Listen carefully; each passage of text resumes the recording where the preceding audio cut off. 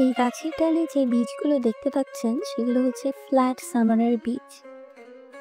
এর বীজগুলো অনেকটা সমতল আকৃতির, একটি ছোট পাতলা ডানার অনুরূপ।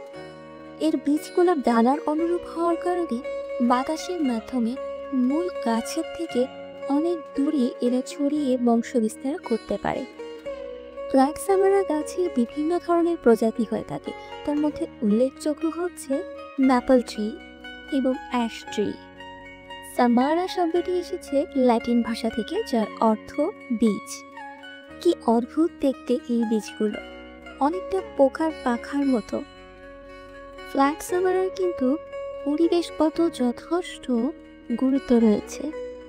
এই গাছটির দিকে লক্ষ্য করলে দেখতে পাবেন অসংখ্য ছোট ছোট পোকা এই গাছটিতে আশ্রয় নিয়েছে। আরো মজার ব্যাপার হচ্ছে এই পতঙ্গগুলোকে ভক্ষণ করার জন্য এই গাছে আশ্রয় নিয়েছে কিছু মাকড়সা। প্রকৃতি কতই না অদ্ভুত। এখানে আমরা ক্যামোফ্লাজ দেখতে পাচ্ছি। দেখুন, পতঙ্গগুলোর কালার কিন্তু অনেকটা গাছের সাথে মিলে যাচ্ছে। একইভাবে এই যে মাকড়সাটাকে আমরা গাছে দেখতে পাচ্ছি, তার রঙও কিন্তু অনেকটা গাছের মতোই। প্রাকৃতিক বৈচিত্র্য বজিয়ে রাখার জন্য এই গাছের গুরুত্বপূর্ণ ভূমিকা রয়েছে।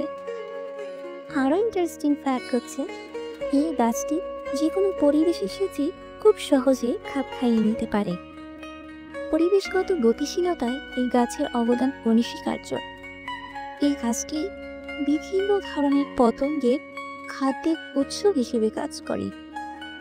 এই গাছের বীজগুলো পোকামাকড়ের লার্ভাদের জন্য পুষ্টি সরবরাহ করে থাকে, যার কারণে দেখতে পাচ্ছেন গাছে প্রচুর পরিমাণে পতঙ্গের লার্ভা অবস্থান করছে।